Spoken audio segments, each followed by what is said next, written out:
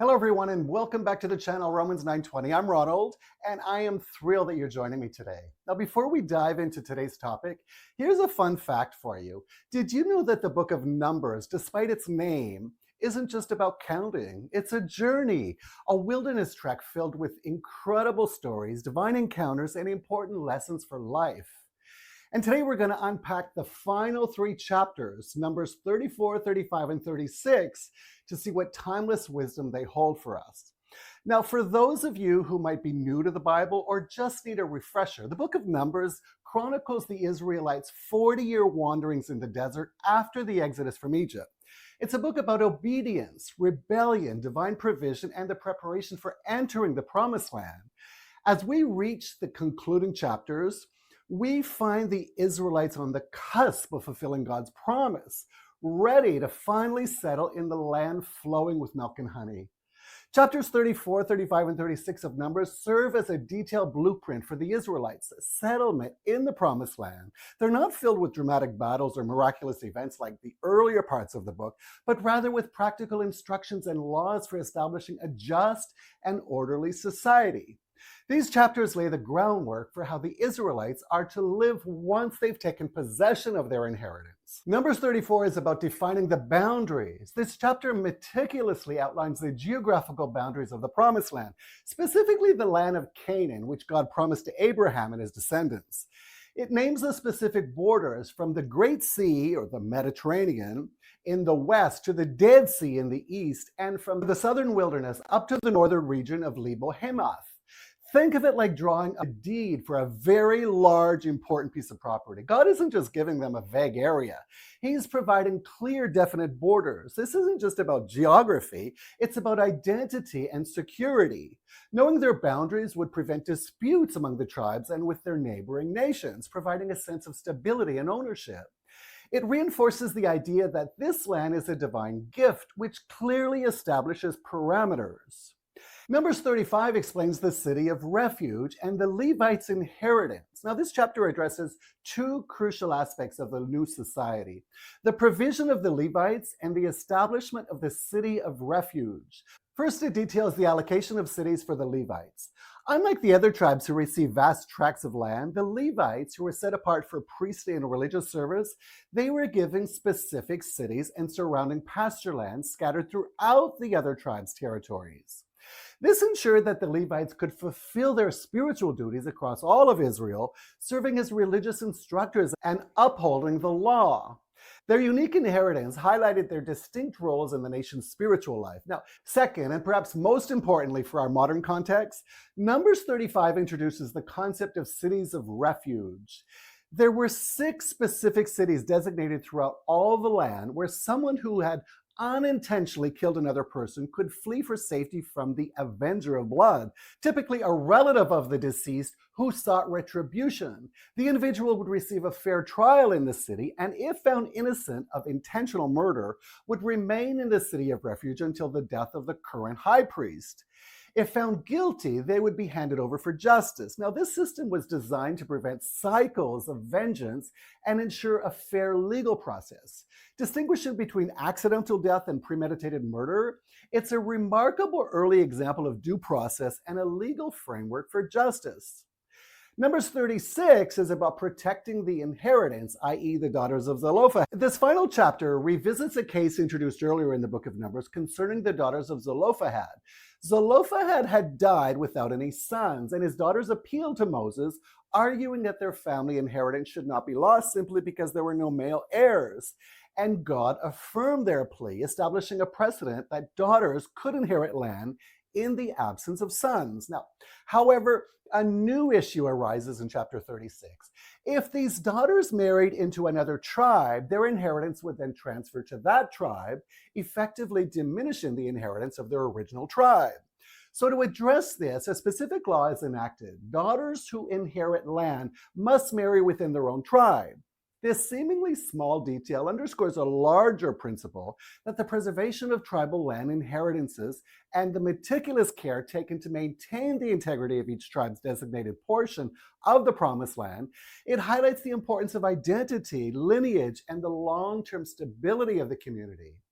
The central message of these final chapters: order, justice, stewardship of God's promises. Now, while these chapters might seem like a detailed legal code, their central message is profoundly relevant to us today. The overarching theme is about establishing order, justice, and responsible stewardship of God's promises within a community. Order and boundaries for a flourishing society. The detailed land boundaries in chapters 34 emphasize the importance of clear guidelines and structures for a well-functioning society. Just as the Israelites needed to define borders to prevent chaos and disputes, our modern society thrives when there are clear laws, regulations, and agreed upon boundaries, whether they are legal frameworks, ethical guidelines, or even personal boundaries in our relationships. Without them, there's confusion, conflict, and instability. Now, this teaches us the value of clarity, respect for property, and the need for agreed upon rules for peaceful coexistence. Justice and compassion for all, chapter 35, with its cities of refuge, is a powerful testament to the concept of justice and compassion. It shows a legal system designed to differentiate between intentional harm and accidental acts, providing a pathway for fair judgment and protection for the innocent. Now, in our world, where systems can often feel biased or slow, this ancient model reminds us of the critical need for impartial justice, due process, and a legal framework that seeks truth and protects the vulnerable. It's a call for us to build societies where everyone has access to fair treatment and where revenge is replaced by a just legal process. Stewardship of Inheritance and Identity, chapter 36, by addressing the issue of inheritance for the daughters of Zelophehad, highlights the importance of protecting what has been entrusted to us. Now, whether it's land, resources, or even our own cultural and familiar heritage, it's about responsible stewardship. For us, this means being good managers of our resources, our talents, our relationships, and even our planet. It speaks to the idea of preserving our heritage and ensuring that future generations also have access to the blessings and opportunities that we have received. It's about understanding that what we have is not just for us, but something to be carefully managed and passed on. So in essence, these chapters teach us that true freedom and blessings come not from lawlessness, but from living within God-given parameters of order, justice, and responsible stewardship. They're a blueprint for building a society that reflects God's character, orderly, just, and caring. So how do these ancient laws apply to our fast-paced, complex modern world? For order and boundaries, think about the importance of clear laws and ethical guidelines in our communities, workplaces, and even online. When we respect boundaries, whether they are traffic laws, intellectual property rights, or simply personal space, we contribute to a more harmonious society. These chapters encourage us to advocate for clear, just laws and to live as responsible citizens who respect the order that helps our communities thrive. For justice and compassion, the cities of refuge remind us to always seek truth and justice. In our modern legal systems, this means ensuring fair trials, protecting the innocent, and providing avenues for rehabilitation. And on a personal level, it means being quick to forgive, slow to judge, and always seeking to understand before we react. It encourages us to support organizations that fight for justice and to be voices for those who are marginalized or unfairly treated. It's about creating safe spaces, both physically and emotionally, where people can find refuge from harm and seek resolution. And for stewardship of inheritance, this applies to so many areas. Are we good stewards of our natural resources, working to protect the environment for future generations? Are we careful with our financial resources? Are we preserving our cultural heritage and passing on positive values to our children? Are we using our talents and opportunities wisely? These chapters challenge us to consider the long-term impact of our decisions and to live with an eye toward the legacy that we leave behind.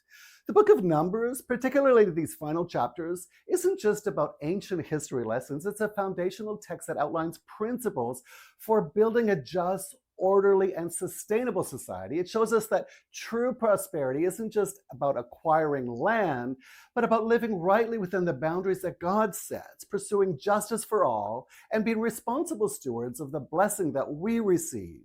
And there you have it, a deeper dive into the final 3 chapters of the book of Numbers. I hope this breakdown has given you a clearer understanding of these often overlooked but incredibly important passages. They remind us that God is a God of order, just and careful provision, and that these principles are just as vital today as they were for the Israelites preparing to enter the Promised Land.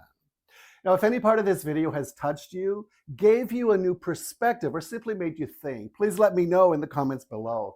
I love hearing from you all. Don't forget to like this video and to share it with someone who might benefit from it. And of course, hit that subscribe button and notification bell so that you don't miss any future content from Romans 9:20. Thank you for joining me today, and I look forward to seeing you in the next video. Stay blessed.